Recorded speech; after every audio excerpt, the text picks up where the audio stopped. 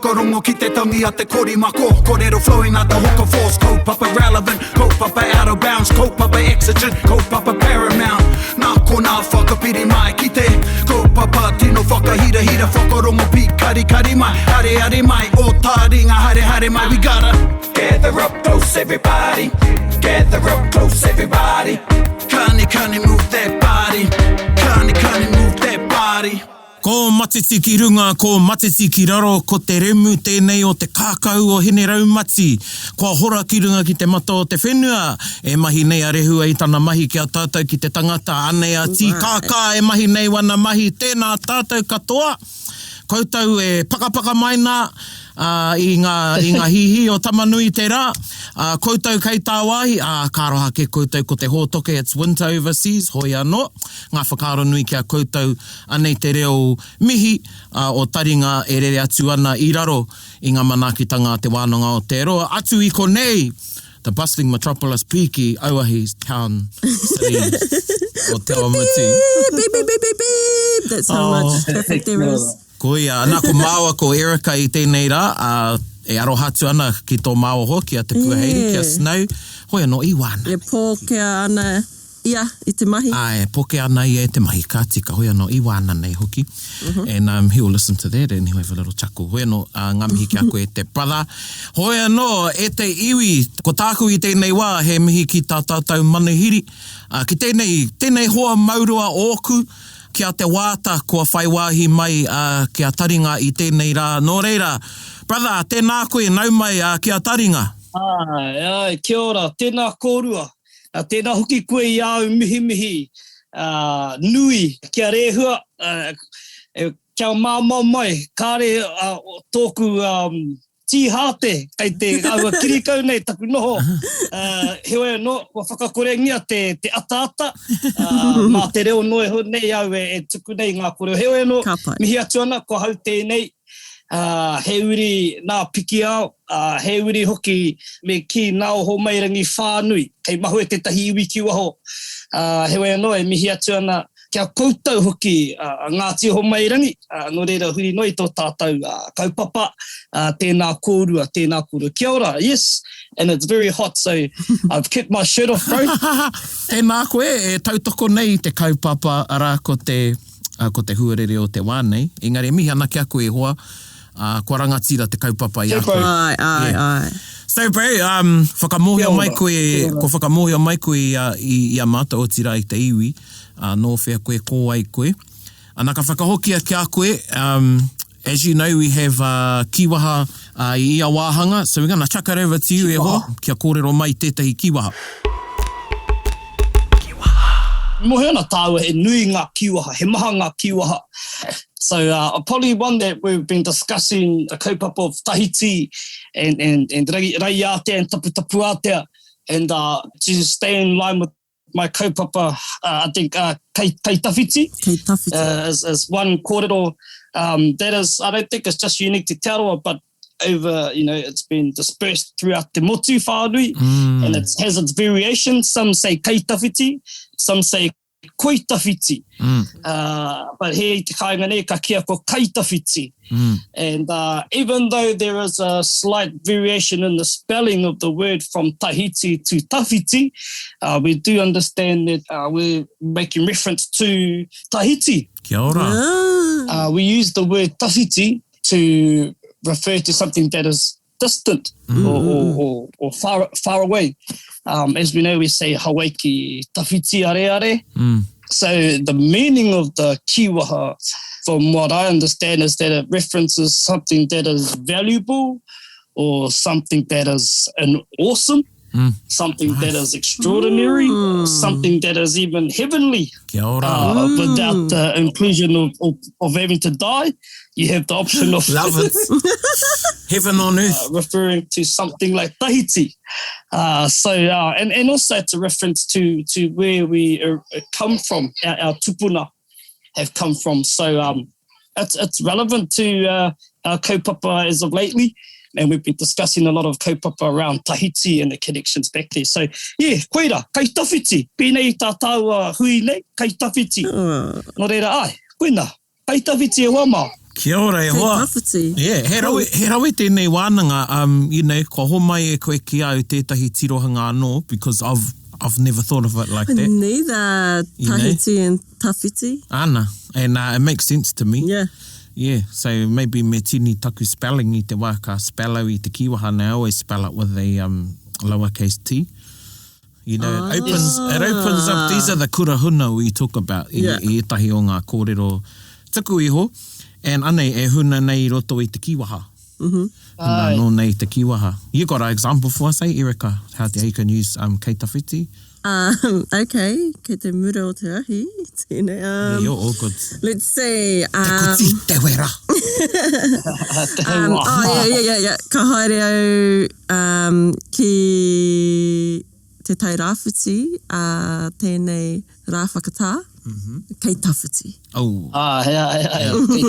Yeah. That's a nice one. Oh, te whare kaira ki te taone, te wāhi hoko ika hapanihi.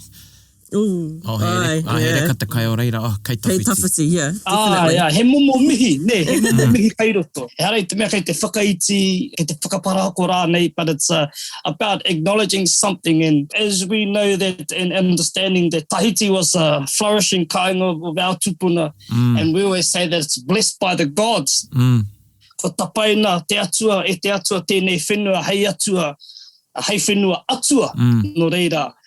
Kei te whakaoro pērā, te ahuatanga te wairua tēnei kiwaha. So he mihi nui kei roto I te kiwaha nei. Rawe, bro. Rawe, kei tawhiti, kei That's tawhiti. really cool. Kei tawhiti. Rawe. And just, you know, I don't know if you both have been to Tahiti, Tawhiti, but, you know, I've been there once, and the first thing I thought when I was there was like, why did we leave here? Yeah. Because, you know, I nā te tāhua o tērā wāhi. Yeah. You know, it's pretty much summer all year round. Pretty much, yeah. So, hoi noka waiho tērā kōrero ki reira, but in saying that, tō tātou kāinga nei, Aotearoa te Waipounam, a Hawaii ki tautau, e ai ki tehi, he ane anō tēnei kāinga tāhua o tātou. Definitely. Yeah. And when I was there too, I was tūtake au ki tehi o ngā Māohi o reira, ngā Māori. And they said, oh, your first time here? I said, oh, yeah, I've come back. And they said, oh, how long you been gone? I was, about 800 years. Yeah, ni katara tau. Parone. Yeah, parone. In our literature, we never forget e kore ware, ia tātou, ngā au kāinga, ne, no reira. Yeah, beautiful. Koia. Hoi anō, e te iwi, e harai te mea kei konei a te wāta ki te kōrero mō tērā kāinga a tāhua kei roto nei o tātou ngākau, Waiki ki tawhiti are, koe nānake engari. I tēnei whakapāhotanga ko te kaupapa ko te iwi o te wiki. Au e utatonu nei ngā mihi ki runga ki a koe bau. Mau I whakawātea mai a koe ki te kōrero mō tō iwi. Ana mō tērā rahi o tāua Ngāti Pikiao. No reira e mihi ana ki a koe. And it adds to the kete kōrero of Taringa. And ka hoki ngā whakaaro ki tai o ngā kōrero I roto I ngā tau. I can say ngā tau now. We've been doing Taringa. And the contribution that you're making. So e mihi ana ki a koe ki te hari mai ngā kōrero o tō rahi. Kia ora. O Ngāti Pikiao. So bro, ka whiua ki a koe. Kōrero mai, ko ai a Ngāti Pikiao. Ai, kei a koe, anaka, haere tātou I runga I te wairua o te kōrero. Kia kōrero mō te tainga mai o te waka o Te Arawa I Tahiti, tainua mai nei ki a o Te Arawa nei. Heke iho mai ia Tamatekapua, ka heke ka tai ki a Rangitihi. And as we know that Rangitihi is a very eponymous ancestor of not only Pikiao but all of Te Arawa. Through the 8 tamariki, wana uri e waru e kiana te kōrero ko Ngā Waru Pūmanawa o Te Arawa. And that was a phrase that was termed upon the death of our tupuna Rangitihi. And so Rangitihi had another son, Kawatapuarangi, from the wife Manawa Kotokoto. So Manawa Kotokoto, Kawatapuarangi's mother, hails from Tapuika. So Tapuika also called te whare o te tangata. And that references to Rangitihi marrying the 3 daughters of Marutehe and then having the 8 children, 7 with Tūhourangi. And then that phrase came about with the puika being the house. They gave rise and gave birth to a lot of the iwi that we have in Te Arawa. So Kawatapuarangi had a Pikiao the first. So there are 2 Pikiao. Kia ora. And then Pikiao had Tamakari, and then Tamakari had Pikiao Tuarua. Kia ora. The story is that Pikiao the first, there's an interesting kōrero there where Pikiao was sent by his father because his wife, Rākeiti, was born in children or giving birth to wahine. The question was raised by his father, Pikiao nui a kaua, ka itia koe tō wahine, ka puta he wahine. Ka ahua pauri te ngākau o Pikiao i ngā kōrero a tana pāpa ki aia, which was overheard by Pikiao's wife. This is Pikiao the first. Kei te kōrero mo te Pikiao te tuatahi. Yep. No reira, ka kia atu, hei kōrero whakahuki tā Rākeiti. In reply to Kawatapuarangi's kōrero, Rākeiti said to Pikiao, Pikiao nui a kaua, ka itia koe tō wahine, he maha ngā kōkō tōku puapua kāre anō kia tāia. E meana, kei te rere tonu te awa I Takapu whaia. So there are many walls of this house you have not reached. And that the river of Takapu whaia still flows, meaning that she can still bear children, not to give up completely. Hoi anō, ka mea Pikiao ka haere. And one of the interesting parts of the kōrero of Pikiao is that he meets a rahiri in Tauranga. So rahiri is here having a hui. And Pikiao starts his travel there, and then he finds Rahiri.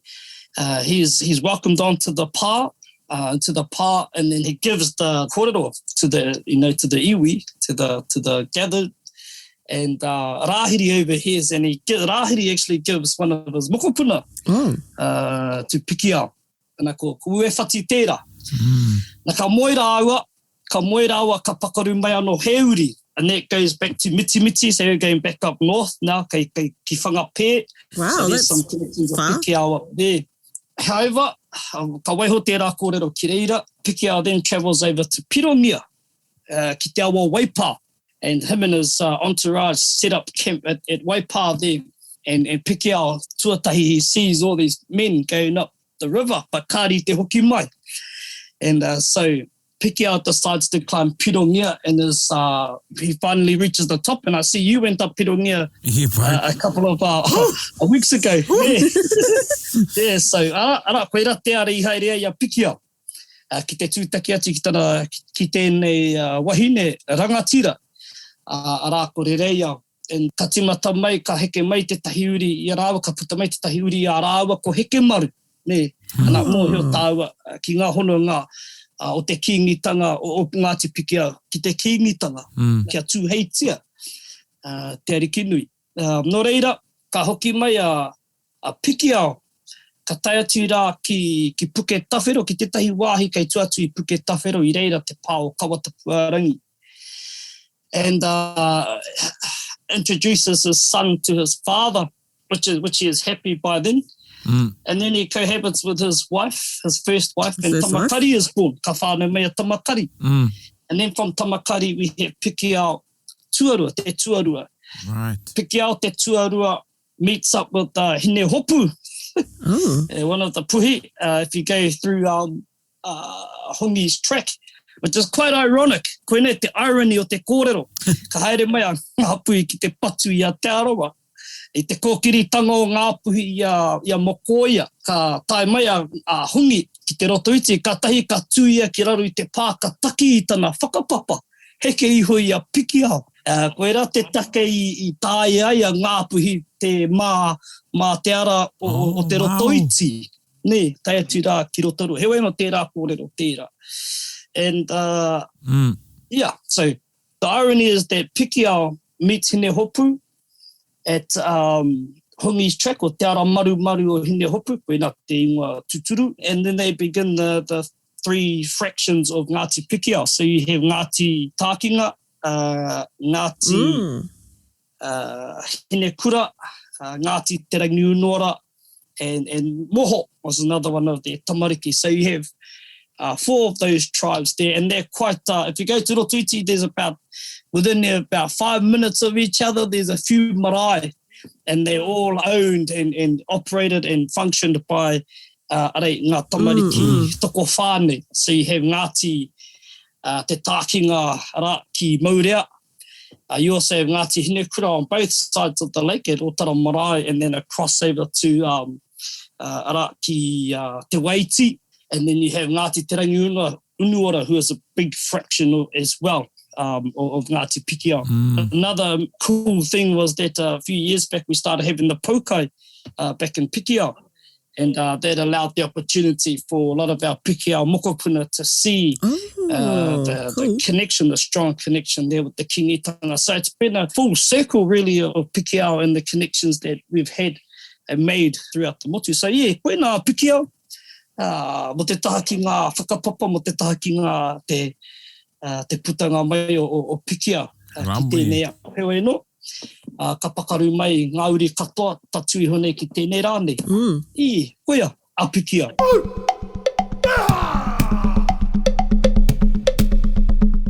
So the fractions you just mentioned, they come off the second Pikiao, is that right? Ka pai, ai, tika.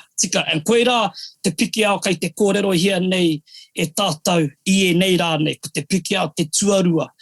Nei, ki te kōrero koe mo Pikiao te tuatahi, kai te kōrero koe mo te taha ki Waikato, mo te taha ki te kingitanga. So you can refer there, and we only sort of recognise ourselves as Pikiao once we go outside of our rohe. Okay. But when we go back into the rotoiti, we go back to our Ngāti Te Takinga, our Ngāti Hinekuras, our Ngāti Te Rangi Unuora, and so on. Cool. So, ko te Pikiao te tuarua. Kia ora. Ai.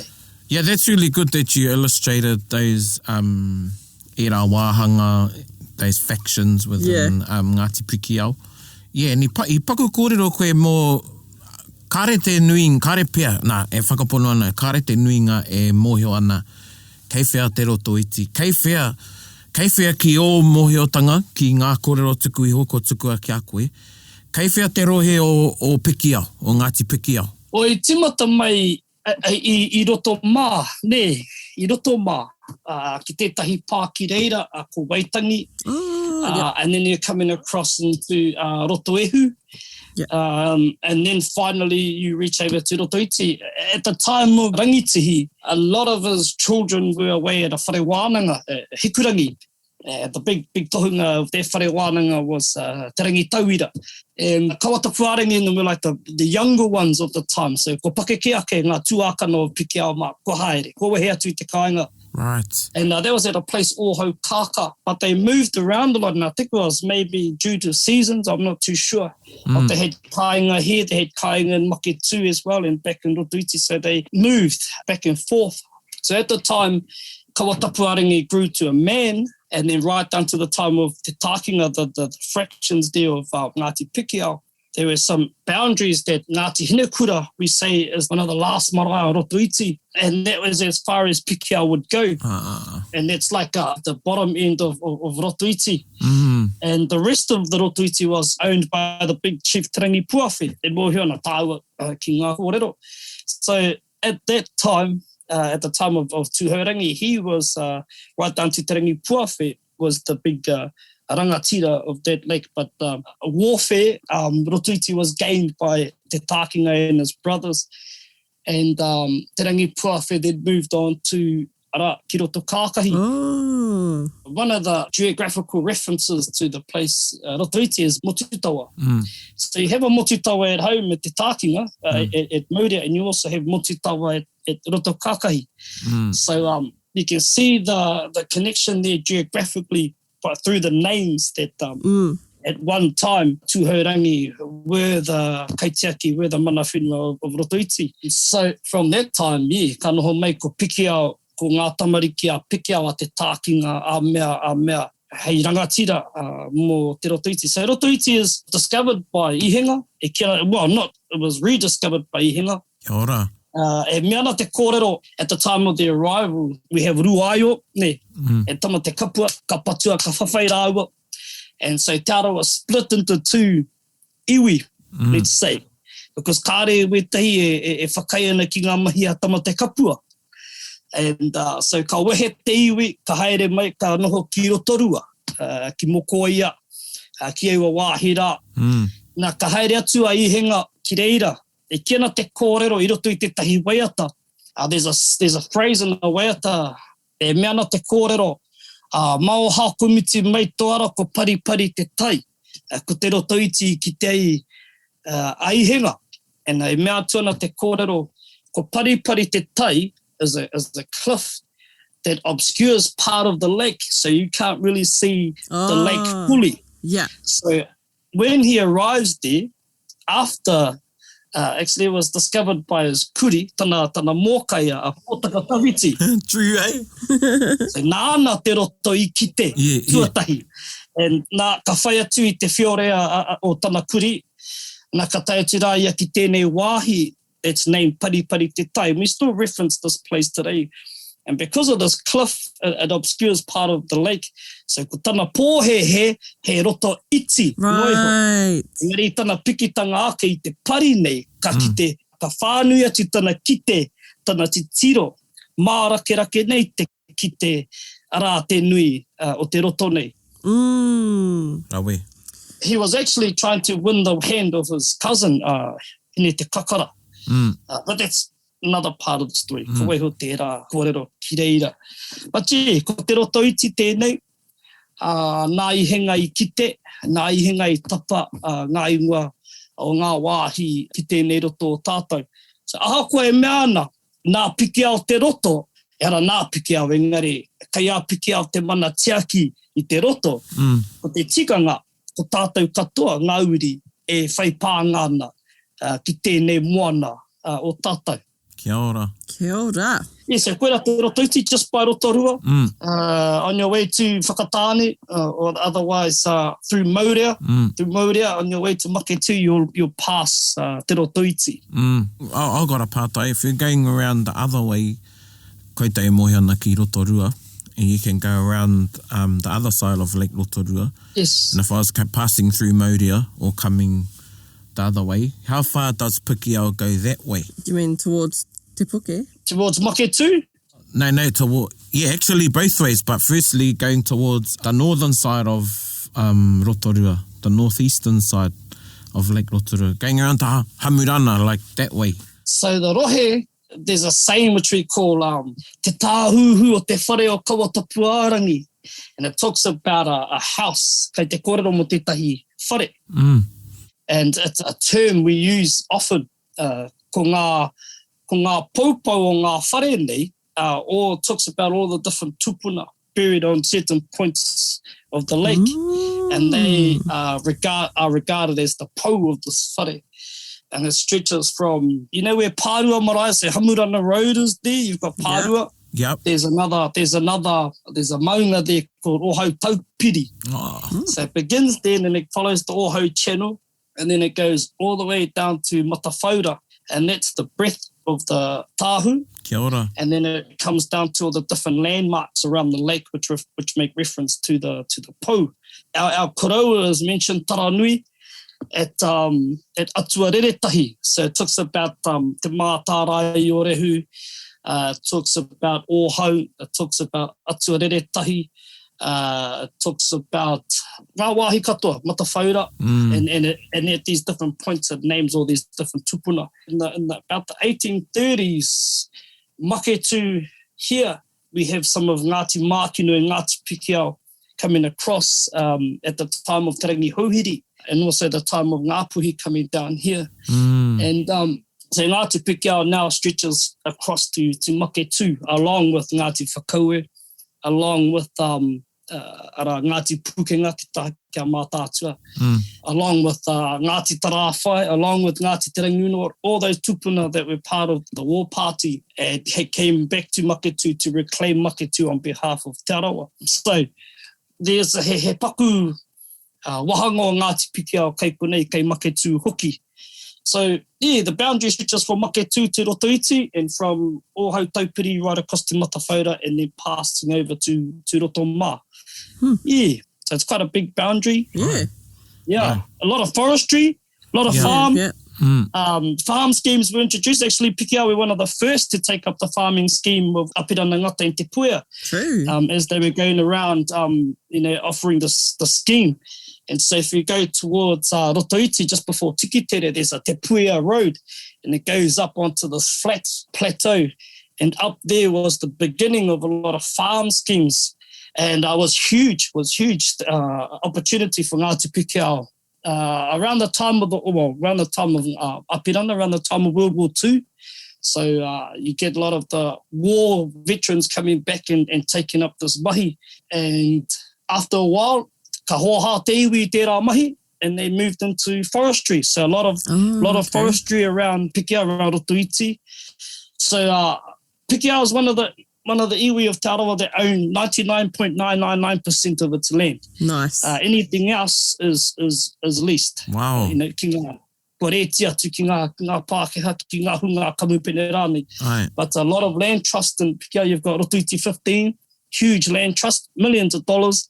You've got also Paihina Trust, a big part of the lands, and then you're going over to the Matawhora Trust. So a lot of lands being turned into ahu whenua, or lands that we can make, give opportunities to our people. In fact, I just held up the Rotoiti 15 to give us some money for some wānanga reo, because I pau te wā ki te tono atu kia te mātāwai. So, mea tau kia Rotoiti 15 homai he moni ki o uri, ki te whakahaere I ngā kaupapa reo. And they totally agreed. Nice. Kāri whakahe, kāri huri tuara, ka homai he moni hei, cool. E huru, kia rere ai te manu. So, yeah. Kei tawhiti. Yeah. Puina. And it's no different to a lot of any of our whenua.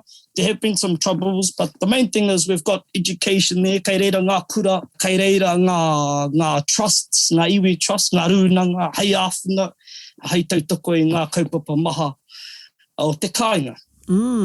Koia. Pei, e pātai tāku e pāna ki te tei wā ka rongo au I te roto whaiti. Ai. Ana ko te roto iti tonu tērā? Well, that's something that's when we were growing up, bro, ko te roto iti kia mataui. Yeah. And nā wai ka mea mai ko te roto iti ki te a ihinga. Koe te he mea tuana ko te roto iti ki te ai a ihinga. Koe te he mea tuana ko te roto whaiti. And I've heard that in a lot of Wetanese kōrero, so Wets brings that up a lot. So I won't dispute that, because ka reo I konei te wā I tai mai a ihinga. Good one, mate. Good one. Reira, koe au te ki, koe au te whakahe. Yeah. As long as it stays within the narrative and stays within the confines of what we're trying to. Yeah. But just as long as they don't say ko te roto nui. Yeah. Kararu tātou I reira. Yeah. Yeah, wai o ana rotorua nui, o rotorua, the other one is I ariki ai a kahu for rotorua, eh? Yeah, because kia mātou ko te roto iti I kite ai a ihinga I ariki ai a kahu. Right. And the reason why we say I ariki ai a kahu, that comes from the whakapapa that was brought from Hawaii, from Tahiti. And they said to kahu that, no, we will row the waka and your waka will be towed. So he was actually put in a canoe behind the hinga and his entourage, and they pulled his canoe along. So he just had to sit in the canoe and enjoy the view and admire the scenery and of his newly found discovery of the lake. And so koe rā te takenga mai o te ingoa I ariki ai a kahu. Right. Ne, nā te mea I ngā mahi I te kaha tiakina e ihinga mā. Okay. Tō rātou koroua, tō rātou pāpā. Māra mana. So yeah, koe rā te takenga mai o tērā ingoa I ariki ai. So he had to do nothing, bro, just sit in his canoe. Sounds like a bit of me. You know? No, you'd be pedaling. Yeah, no. Just his nephew that, nephew, I love this place. Yeah, true, eh? Makariri. So ka hoki ki Maketu. Oh, okay. Went back to the seaside property. Yeah. Nera. The summer batch. And you mentioned Ngāti Mākino, because e hononga hoki tō Ngāti Mākino ki konei. Me ai ki ngā kōrero I tai mai a mākino ki konei, no tētai wā, ki te noho. Ki konei? Yeah. Oh. Yeah. Oh, yeah. Yeah, she's in, we got a popo I o tāwhau named Really? Mākino. Yeah. Hara mai ai ki kakepuku mō tētahi wā, e ai ki te kōrero. Yeah.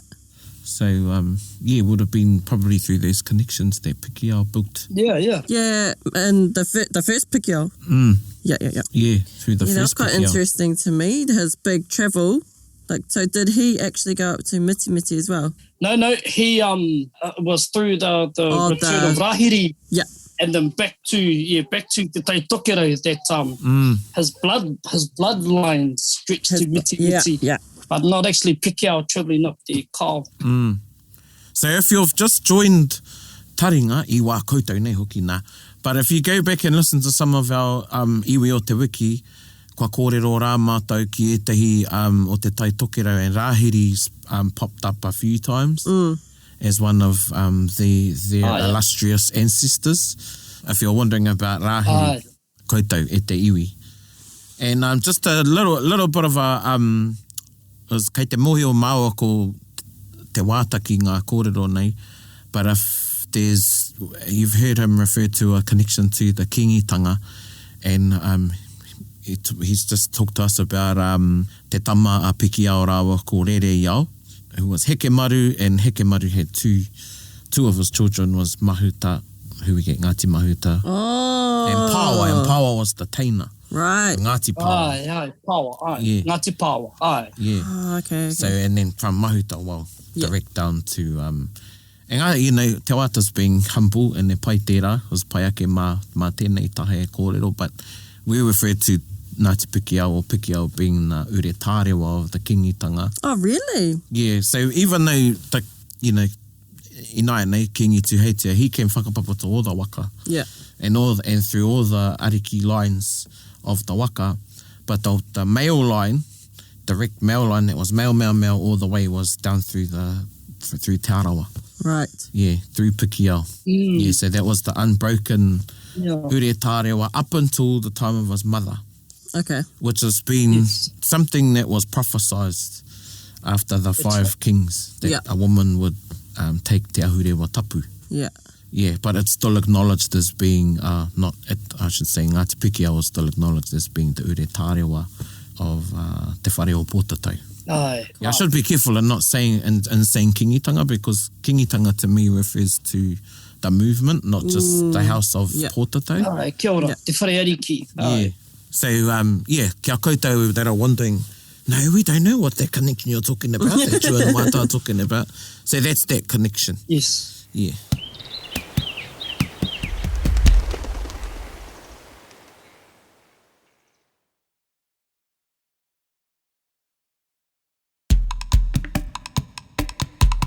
You know, one thing is that when I was young, I remember going to one of Te Ariki Nui Teata, Te Taringa kāu, te tahiwa na mokopuna, I wāhi pā I haere a Pikiao, te tahi ope nui I haere. And I remember, you know, we were sitting at the back of the line, and it's the first time I've ever experienced Ngāti Pikiao being treated by Tainui, by Waikato. And they made the whole crowd stop entering the house, and they made everyone move out of the way, and I didn't know what was happening. And then they said, Ngāti Pikiao haere mai, ki mua, kāhua whakamāu I te mea, arā ngā kuia, arā ngā koroua e tataria na kia tai atu rā Pikiao ki roto. Aye. And, but that was the first experience, I think that may be the only experience I witnessed of Ngāti Pikiao being treated in such a way. It was humbling.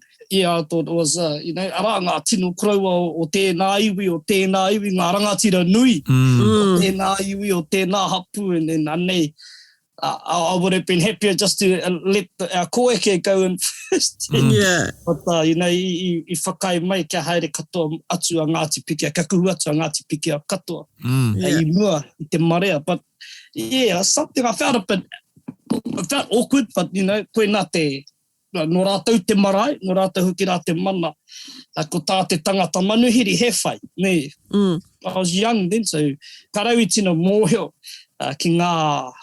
ki te mana nui o ngā hononga kei wainga nui I tēnā iwi, o tira ngā hapu katoa te motu. So, That's really cool though that they still acknowledge those hononga. yeah, and I think it's our answer, our tupuna that we're acknowledging here and acknowledging the acts or the mahi that they did. And whakapapa is one thing that is really, really important to te ao Māori, and to acknowledge it in this way is one way of showing, you know, the respect that we have for our tupuna. Yeah. Just touching on heke maru, e hoa kareu I moheo I whakahoki a heke maru ki roto Te Arawa mo tētahi wā. Yeah, ai, mo tētahi wā poto. Yeah, kareu I moheo ki tērā me te tika o tērā. So I was like, oh, cool. That he was taken back. I think e roto I ngā tuituhinga, e roto I ngā kōrero, e mea nā 10 years old pēr te pakeke o heke maru. Ka whakaia Pikiao kia whakahokia ki tana pāpā. Well, you know, there's a lot of pressure on Pikiao to produce something. So ane, ka whakahokia atu, ka whakaturi atu a heke maru ki tōna pāpā, kia kawata puarangi. Kia tau ei tōna ngā kaupea, koe rāpea te tika ngō te rāma. Engari I hoki atu, I whakahokia ki roto waikato, ki roto ia koe, ia kūrua, ia kūtau. But yeah, 10 years old, so he tamariki tonu. Yeah, it shows a bit of tikanga and rearing children, eh? And it actually reminds me of some kōrero etahi kua whera in our lifetime. Say for part of their life, they're brought up with this iwi, or maybe on their mother or father's side, and then they seem to live out the rest of their days with, you know, the other side. The other side, yeah. But those hononga are still kept strong. You know? Yeah, karei moheo ki tērā. Nā remind, tētai o ngā kōrero konei mo heke maru I nā te tapu o tērā tupuna. Tērā ariki. And one of the sayings, there's two, is e kore te ki e whai te tua o heke maru, or e kore te kai e whai te tua o heke maru. So what you say should not be said to the back of heke maru's head. Kia ora. Yeah.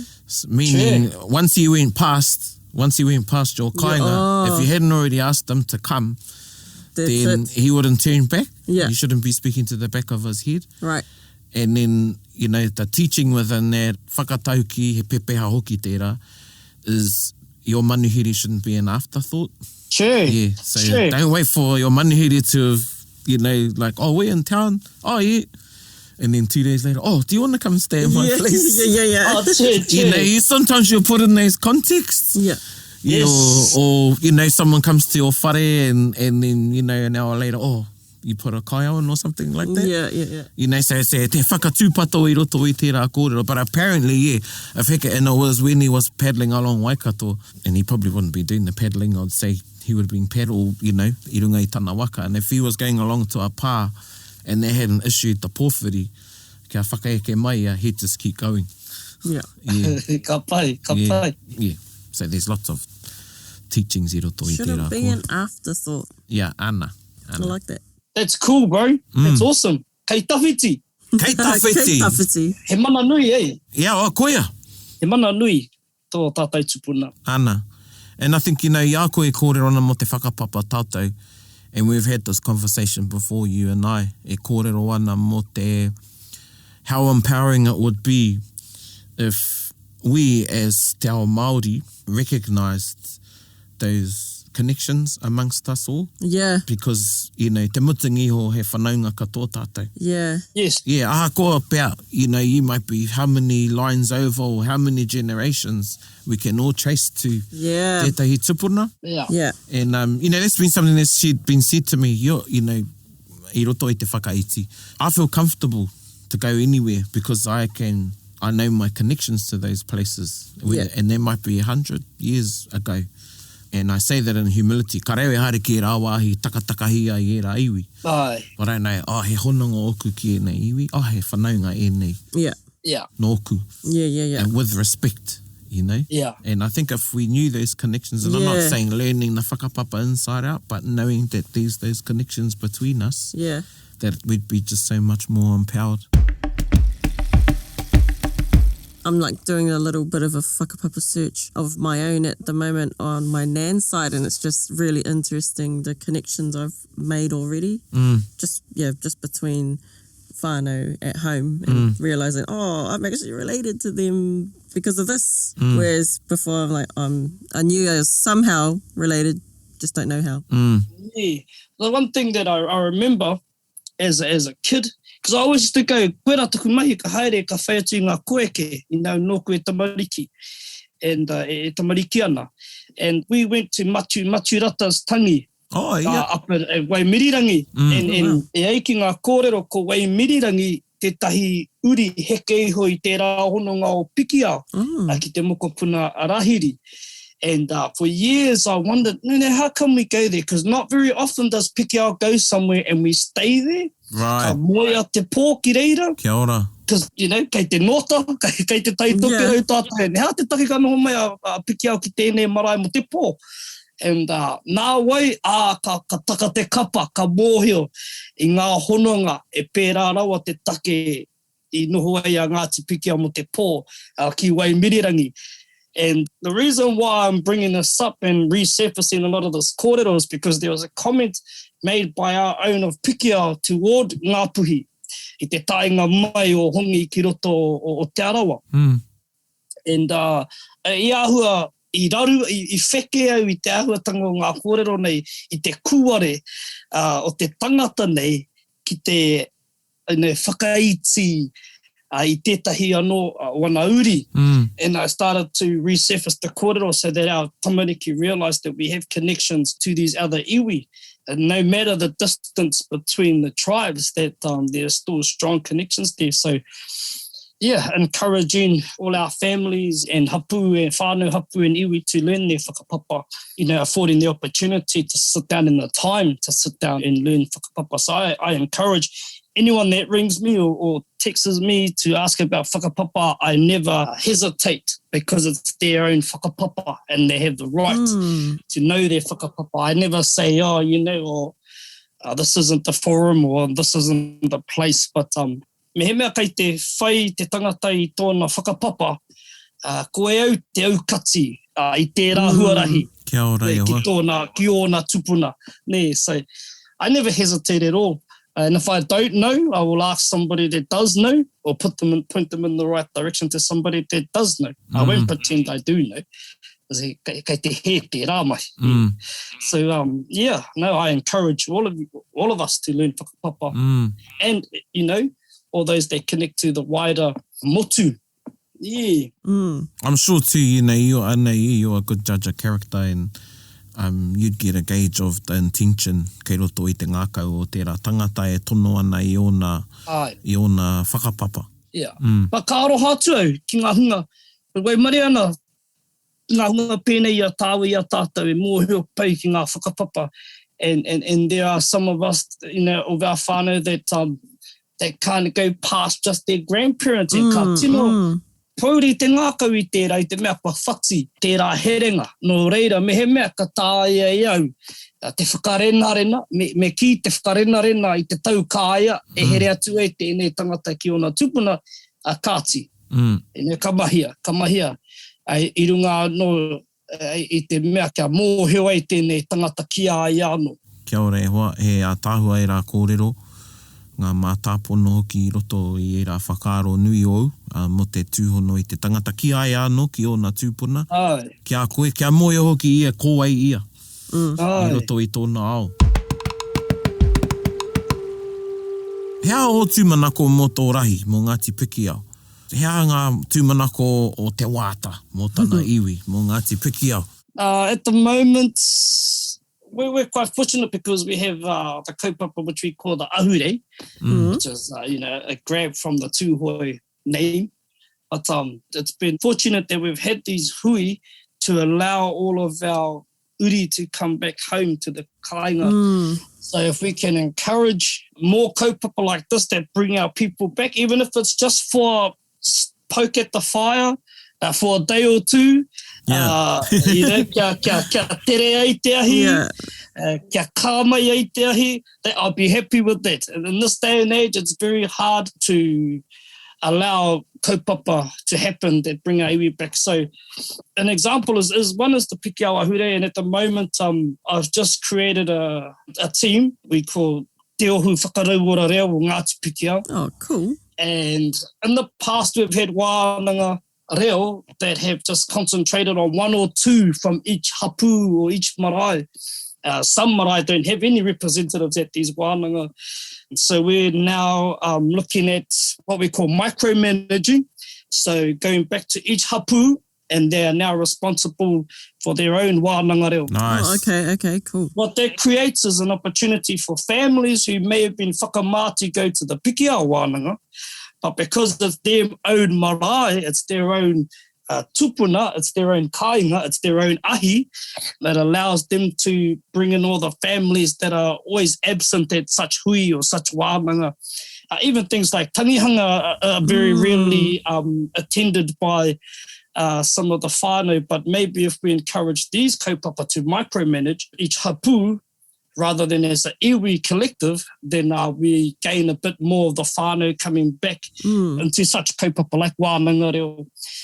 About 2 years ago, we were supposed to have the second annual hui. I started having wānanga with my own nephews and nieces, and so we had a matariki wānanga. So that was something that I encouraged for some of the other families to start doing.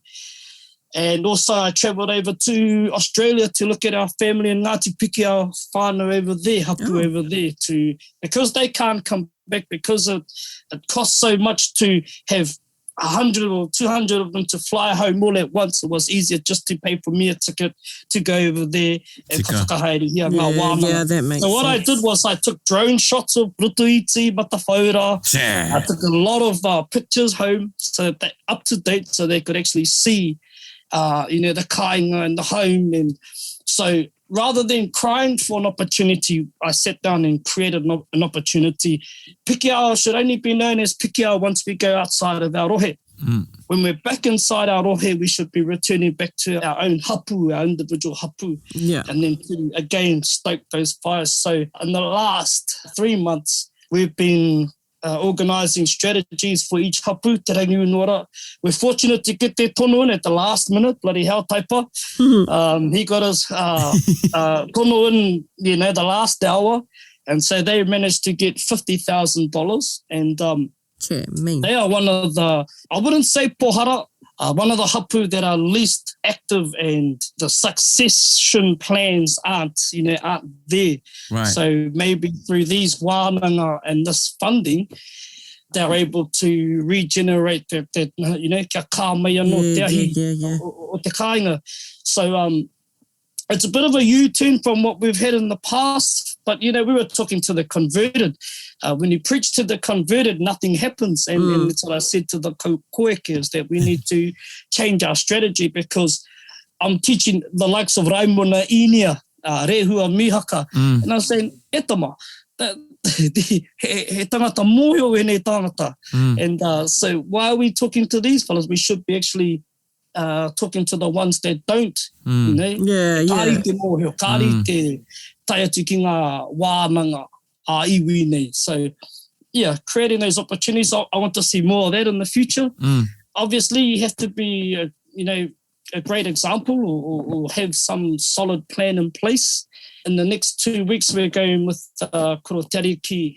It's another kaupapa off this one that we've started, is to go around Lake Rotoiti on a charter. Nice. And have a couple of days around the lake, and ka kōrero mo ngā kōrero mo tēnā moka, mo tēnā wāhi, mo tēnā pā, and also to connect with our koeke. On a kaupapa that has nothing to do with death. Tika. Yeah. Kaupapa that is more, happier. Ana. Sometimes I feel like just getting married just for the sake of having a kaupapa rather than a tangi. If I could marry 5 times, well, that'd be good for the iwi. That'd all turn up in a good way. But, things like that. And that's what I hope for. Te hara taku toa I te toa takitini, takitahi. Engari taku toa he toa takitini.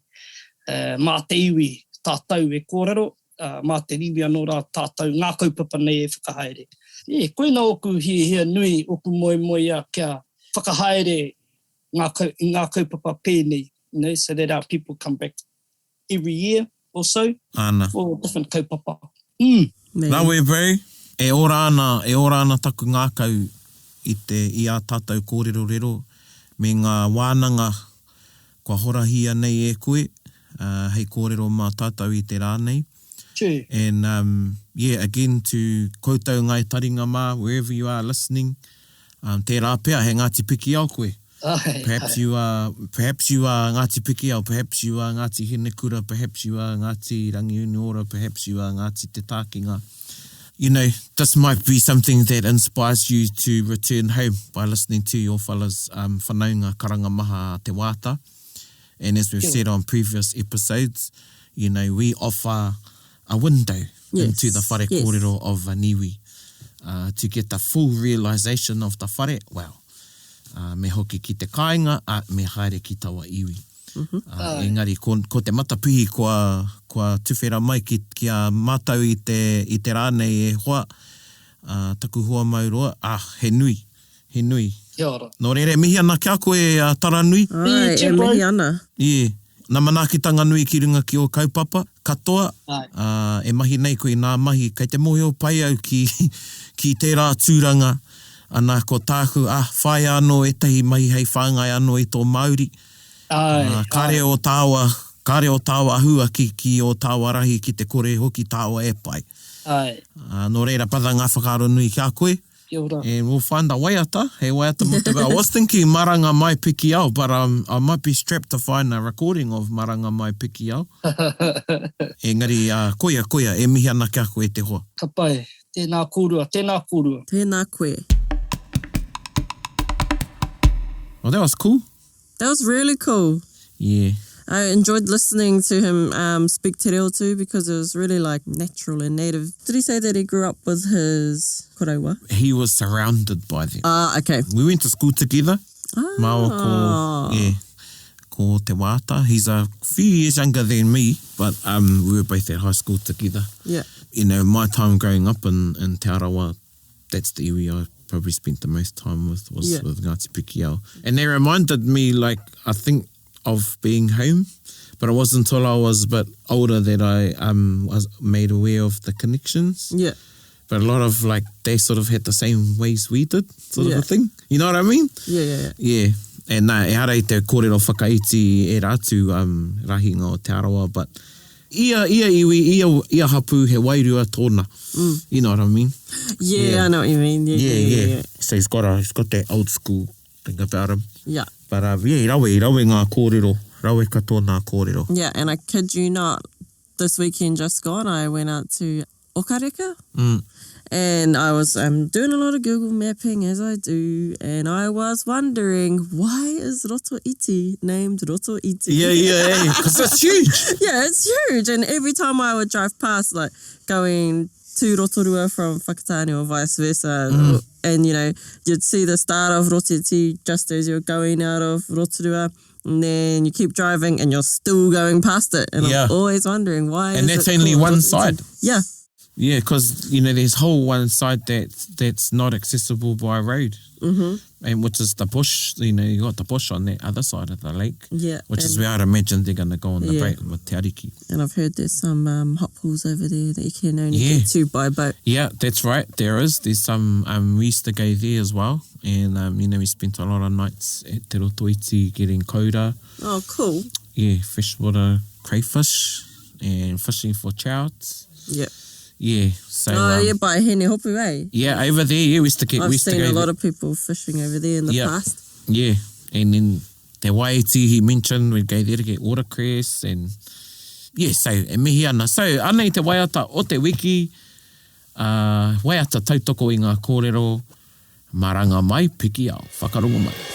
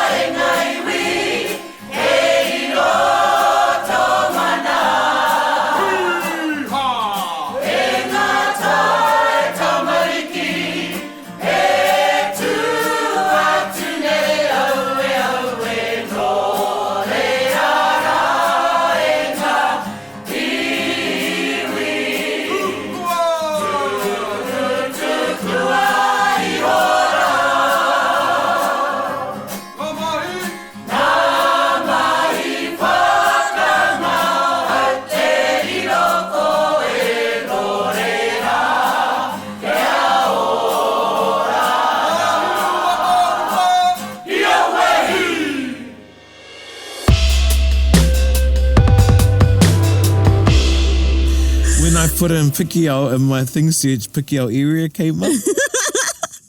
Oh, kei tawhiti. Tika, kei tawhiti. That was a cool explanation too that he gave us for that. I mean, we already said it before, but yeah, I really enjoyed the whole episode, but especially how he made that link with Tahiti and Tawhiti. Ana, and you know, it's sort of, I don't want to get into it because it wasn't the kaupapa, but if you observed or had a rangahau with some of our other kiwaha, so you know you've heard the expression kei tua o tāwawau. Yes. Vavau is the island in Tahiti. Vavau, wawau.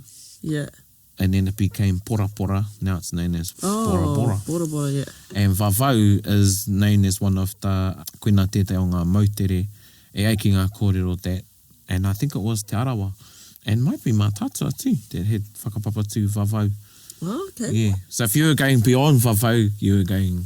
Yeah. Beyond. Yeah, beyond. So ki tua o tā wawau, ki tua o tā Vavau.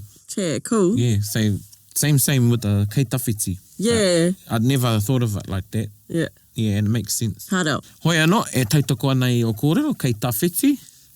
And tēnā koe, kei tawhiti koe. Tēnā koe, Yeah. mihi mai. Yeah, too much koe, mama, too much koe. Oh. Erica's been coming in with baby and... Oh, I couldn't do it without all of you here, though. Koia. You know, mei kore ake ko koutou. Kia ora, kia ora. Hoi no e te iwi, ko māua tēnei e mihi atu nei, kia koutou katoa.